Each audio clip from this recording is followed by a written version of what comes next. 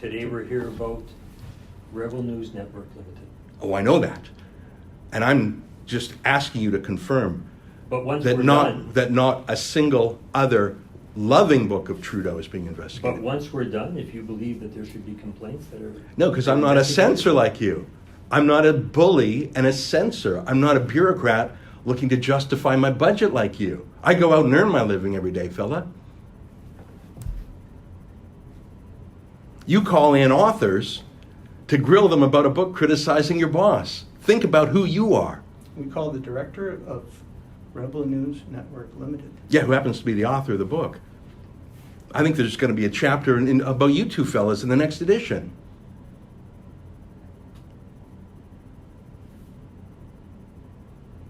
Do you have any more questions there? Certainly do. I wrote a book called The Libranos, What the Media Won't Tell You About Justin Trudeau's Corruption. During the election, it hit number 2 on the Amazon bestseller list with rave reviews.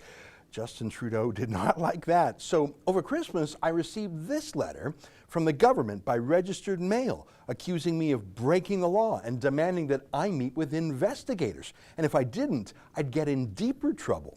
You can read that letter for yourself at saverebelnews.com. So last week, I went to Ottawa to be interrogated at the high security headquarters of Elections Canada. I was curious, were they really serious? Were they really going to investigate me and prosecute me and fine me, maybe even jail me for writing a book that criticized their boss during an election? Yes. The senior investigator actually told me that by choosing to publish my book during the election, that made it an illegal campaign activity. Here, take a look. You did a blurb online that I watched, and you speak about, of course, that it was released in time for the election. Which, if that's your position today, that wouldn't allow you to have the exemption for advertising for a book. Yeah, I think I know why they told me I wasn't allowed to videotape my interrogation. And just to be clear, because of the security features in this area here, no video recording will be allowed. Thanks for the suggestion, but one thing I've learned from kangaroo courts is that no one will believe how bad they are unless they see it with their own eyes. So instead of telling you how it went, let me show you. I recorded almost an hour of footage, so I'll put it online in a series of videos. This is the first. I'll put the rest up at saverebelnews.com. And while you're there, please consider helping me cover my legal bills, because these guys are deadly serious. They have at least 5 federal investigators on the case. How many investigators are on this file? So far, it's 4 people that have been in touch with me from your office, plus an anonymous email. How many people do you have on this project? It ebbs and flows. It all depends. So it might even grow larger than 4 people? I'm not sure. I'm not sure how many there actually are on the file. We've been asked today to meet with you and to collect the facts that we'll give back to the main investigator, which is Louise Panton, who will write up her report based on the knowledge that we have, so that she can inform the commissioner, so he can make an informed decision as to if there was in fact a breach of the law. 4 cops plus the boss. And I really mean cops, former senior RCMP officers. My interrogation was conducted by Tim Mackin, a 30-year veteran of the RCMP, where he worked on terrorism cases. And Paul Couture, also a 30-year veteran of the RCMP, who also worked on terrorism cases. That's who was interrogating me. They wouldn't give me their business cards, but I managed to take a photo of their ID. So yeah, I have to lawyer up. If you can help me, please do at saverebelnews.com. Anyways, when we sat down, I actually asked the first question to the cops. What exactly was the complaint against me? I'd come all the way to Ottawa to defend myself against some complaint, but they hadn't shown it to me yet, so I didn't know what I had supposedly done wrong. Take a look at this. Can I see the complaint against me? The letter that you received? No, I presume that you're investigating me based on a complaint, yeah. Oh, this is still part of the investigation, so we'll have to, once the investigation's been completed, the commission will have to make a decision, and at that point, he'll have to decide if that is releasable or not. It's not something that's usually is released, no. So it's a secret complaint? It's not a secret complaint. It's just a complaint that's part of the investigation. and to keep the integrity of the investigation right now, you'll understand that we can't share everything that we have. I don't want everything that you had. If I'm here to meet a complaint, but you won't show me the complaint, how can I possibly meet the complaint? How can I possibly respond to something that you won't show me? Well, though, I think the letter was quite clear on what the infraction is alleged, and this is what we want to clarify with you. Well, did you generate the complaint, or was it from an outside party? No, we didn't generate the complaint. The Okay, office so of the Commissioner someone did not generate the complaint. So someone external to your office generated the complaint? That is usually the case. Is that the case in this case? Yeah. Yeah, we did not generate the complaint. Okay, was it the Liberal Party that generated the We can't go complaint? into that, sir. So you won't tell me who the complaint is? The complainant is? That's a secret? Yeah, no, not at this point. So at what point do you tell me who the The secret commissioner complaint is the ultimate responsible person for the investigation and how this is decided. So how do I know what conduct has been complained about if you won't tell me? Now this went on for some time. They kept referring to their Christmas time letter to me about the complaint, but not the complaint itself, if it even exists. So I got a little bit lippy, I admit. They were conducting a secret interrogation of me based on a secret complaint. So I told them two could play at that game. I have my secrets too, like my name. My name is Paul Couture, spelled C-O-U-T-U-R-E. I will ask my colleague to please identify himself for the recording. My name is Tim Mackin. And sir, could you, just for recording, advise who you are? Well, it's a secret. I don't know if I can tell you that secret. Just for the recording, we have with us Mr. Levant, who registered at the front office. I saw when he registered, so. I suppose I should have left the meeting right there. It was obviously a trap. These two cops kept saying the door was unlocked and I could just walk out. I'm here under protest. I believe that this is contrary to the statute, and I think it may actually be contrary to the Constitution. Well, can I just so interject for a second here? I just want to put it on the You're record. You're I'm here under of your free protest. will. Under protest. You understand that you can leave at any time, sir? Yes, but I've You're also... free to answer or not the questions that we may have. We're here to have a discussion to clarify the issues that were mentioned in the letter to your attention. Do you have a copy of the letter in front of you? Or? I actually do, sir. Thank you. Okay, that'll save me from digging it up. Yeah. So understand that the door is unlocked. You can leave at any time. You're certainly free to stay or to leave. We have no issues with that. But I wanted to find out more from them. I mean, who ever heard of an author being interrogated by police? That's how they do it in China or Iran, not Canada. So they wouldn't show me the complaint. Okay, well, what documents did they expect from me? Were they going to go through my editorial notes? What did they want from me? What documents, if any, do you want from me? At this point, I'm not sure. We need to have a conversation to understand what your point of view was on the actual signs and determine when they were actually produced and to what means. And from there, we'll see later if you have any documentation that you want to provide us, we'll be more than happy to accept whatever you want to provide. Well, I don't want to provide you anything because I think this is an unlawful investigation. I think it's political in nature. I think it's probably unconstitutional. So I don't want to provide you with anything. I'm here under protest. I didn't want to come here, but your letter made it clear that coming here would reduce any penalties. So it makes sense for me to come here, but I come here under some duress.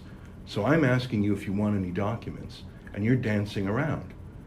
Do you want my doc? I don't want to give you anything, but I'm asking you if you want my documents, and you won't say so. Why are you being so strange about this? Do you want any documents or not? We don't know if we need documents or not right now at this point. Okay, so you don't want any documents at this point? Not today. Do you know now if you will want documents at a later day? I am not the lead investigator in this file, sir. I'm here So to gather you- some facts for today Okay, and so- report back to the lead investigator, and if she determines that she would want, So you or don't if know you're anything. offering. You don't know anything. It felt like a Kafkaesque nightmare. Why did they call me there? It felt like they were playing games. What do you think? Who was pulling the strings? These 30-year RCMP veterans, well, they sounded like errand boys for someone else. I was getting a bit frustrated. Will you subpoena my documents if I don't give them to you? I can't speak on that, sir. I'm not the lead investigator here. So you might subpoena my documents. You won't rule it out. Like I said, I'm not the lead investigator in this file. It sounds like they sent the sandwich boy down. Sounds like they sent the intern down. Are you his boss? Can you answer any of these things? Like, do you want documents or not? Why can't you just say that? So, Mr. Levant, why don't we just cross the first portion, Why? which is if you are representing Rebel News Network That's a secret. because you said it was a secret. Yeah, I'll tell you my secret if you tell me your secret. And the thing is, you actually have an obligation to tell me your secret. Your secret is, what's the complaint here? How can I push back against the complaint you won't show me? How do you think that's going to look in court when we take this to a judicial review? You invited me down here. You won't tell me what documents you want, or if you even want them. You won't tell me who complained. You won't show me the complaint. And, and you're saying it's a secret. Do you know what that looks like? I'm here to answer a secret complaint. How can I answer it if I don't see it? Do you want to take a break and get some permission from your mom or whoever to show me the document? Like, do you need to meet with the boss? No? So you've been instructed not to show me the complaint. I said the complaint is part of the investigation, and it's not something that we release while the investigation is ongoing. So how can I possibly respond to a secret complaint? We have indicated what is part of the complaint. There's not a word in here from the complaint. This is your words. Yes. So frustrating, but here's the weirdest part. We all know that writing books during elections is not illegal. In fact, that's when many political books are published. There were plenty of pro-Trudeau books published at the same time as mine. The Election Act specifically exempts books and the promotion of books from the law. And in their threat letter to me, they actually quote the section that proves I'm exempt. Look at this. I have never seen a letter of accusation, a threat letter before, from any public authority that contains within it a defense against the accusation. I'm talking about the paragraph on the second page by Mylène Jijou that says, as you may know, the definition of election advertising in the Act contains examples of some communications that could promote or oppose a registered party or candidate, but that do not constitute election advertising. Among these examples is one that applies to the promotion of the sale of a book, if the book was planned to be made available to the public regardless of whether there is to be election. So right in your letter, you show me that books and the promotion of books are exempt. I've never seen a cop pull me over and say, you were speeding, but I got to tell you, my radar gun's broken, so you probably weren't speeding. You accuse me of breaking the law, but right in your own letter, you show that I'm not. So why am I here? We're not investigating the book, nor the contents of the book. You have and it says right here, or the promotion of a book. The promotion of the sale of a book is exempt. We need to determine if the signage was actually promotion of the book, or was it political advertising? There's three words on the sign. There's 3 words on the sign. You need help figuring out what they mean? You can't understand what that sign means. Look, we promoted the book in a dozen ways. Posters, coffee mugs, t-shirts, videos, fun lawn signs, a giant billboard.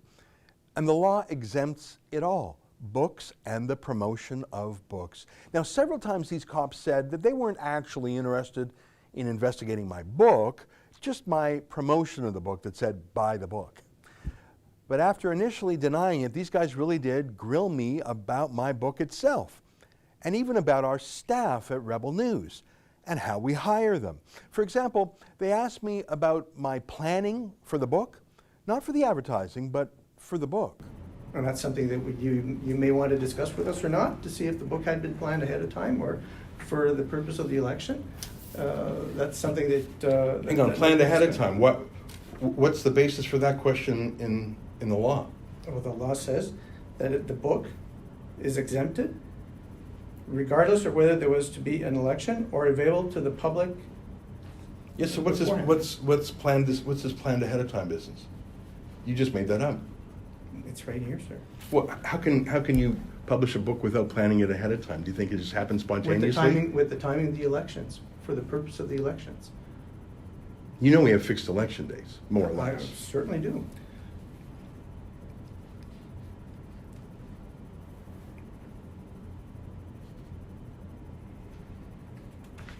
So he's asking why I wrote my book when I did.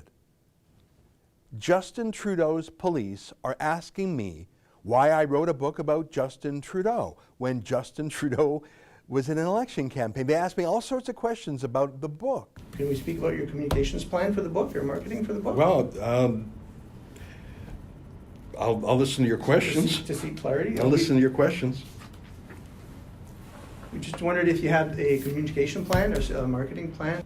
What was your marketing plan, sir? Did you do it all yourself? Did you have a team? Remember, these guys weren't asking out of curiosity.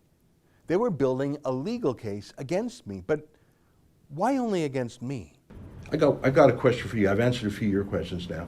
Have you investigated any of the other authors who published books about Trudeau at the exact same time as me? Have you investigated John Ivison's book or Aaron Wary's book?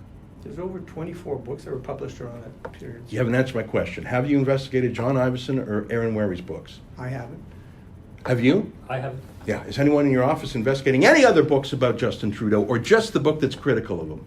No. Today we're here about Rebel News Network Limited. Oh, I know that. And I'm just asking you to confirm But once that we're not done, a single other loving book of Trudeau is being investigated. but once we're done, if you believe that there should be complaints that are... No, because I'm not a censor like you. I'm not a bully and a censor. I'm not a bureaucrat looking to justify my budget like you. I go out and earn my living every day, fella. You call in authors to grill them about a book criticizing your boss. Think about who you are. We call the director of Rebel News Network Limited. Yeah, who happens to be the author of the book. I think there's going to be a chapter about you two fellas in the next edition.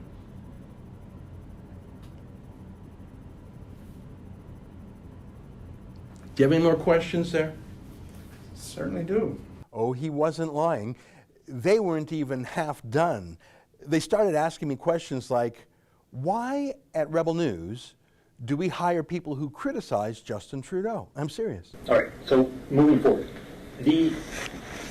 So for the book, you seek volunteers that, and without going back to the tape to get the exact quote, that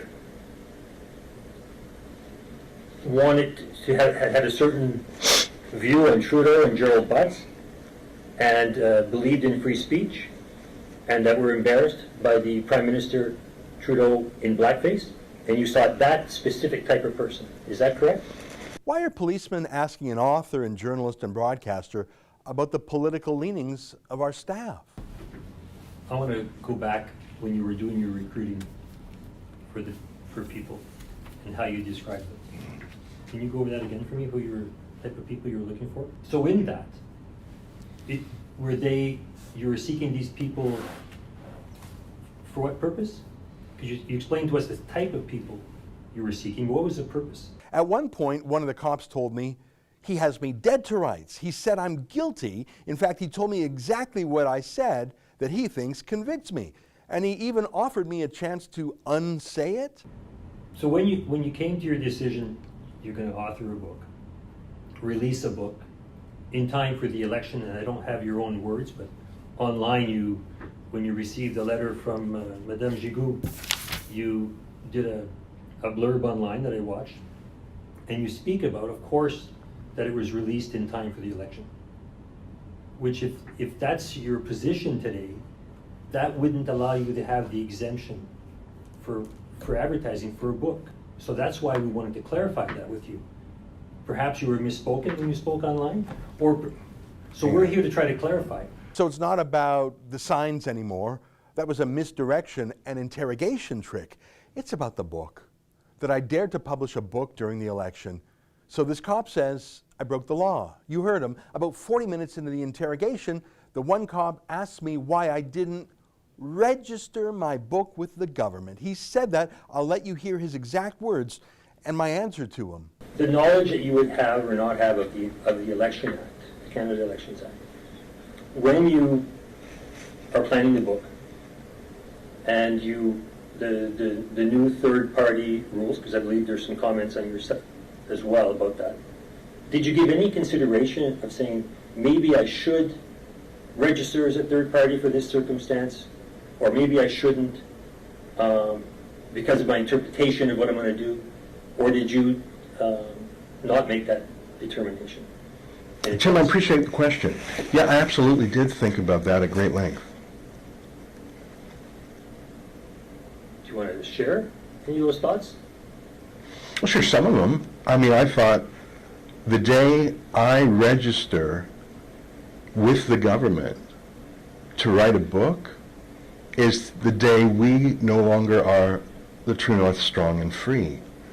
And if Elections Canada's commissioners are stupid enough to prosecute me for writing, publishing, and promoting a book about an election during an election, then that's an important fight to have, because we need to roll back these pencil-neck bureaucrats and their blackface boss, and we need to remind them that we're still a free country. So I thought about it long and hard, Tim. This cop asked me if I had any message to take back to his boss, the commissioner. What would you have said? Here's what I said. I don't even understand what I've been accused of doing. I don't understand who accused me. I don't understand when. So this is frankly, this is a star chamber that is illegal. I'm here because really I wanted to ask a few questions about what you're going to do if I don't give you documents. You wouldn't answer. I wanted to ask who complained. You wouldn't answer. I wanted to see the complaint. You wouldn't answer. I wanted to check you guys out, learn a little bit how many folks are on the file. You didn't really answer, but I can count. I guess my message to the commissioner is, I don't even know who it is, who the commissioner is, to be honest. But that'll change. And I guess my message is every ounce of energy I have, every dollar I have and can raise, every trick of the trade I can deploy, I will deploy to smashing this law. And I think you know that's true. I think we'll have books and billboards and TV videos and lawn signs, and we'll do all sorts of crazy things in defense of free speech and freedom of the press. And we'll do it all. And it's not what I really want to do. I wanted to live my life and do my journalism. But if you guys are going to put me through a trial because I wrote and published and promoted an election book during an election, I'm going to do everything I can to show you and the country that's not Canadian. You're being un-Canadian by summoning an author to your offices. You're being un-Canadian, and you need a reminder. All right, this video is too long already. I'll do a second video with more excerpts from the interrogation. But let me give you a quick glimpse of what's to come. You wouldn't undertake not to raid the offices of Rebel News.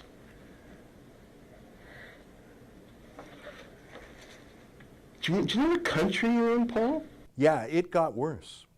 I'll have another video for you soon, but look, I need help. I thought this was going to be a joke. No, I don't think so anymore. You heard that one cop. He told me twice that I'm guilty. Once for choosing to write a book during an election, and once for not registering my book with the government. He's going to prosecute me. I need to hire lawyers, and I have. The same legal eagles who beat Trudeau last time when the debates commissions tried to censor us. Remember that? Trudeau banned our Rebel News journalists from the leaders' debate.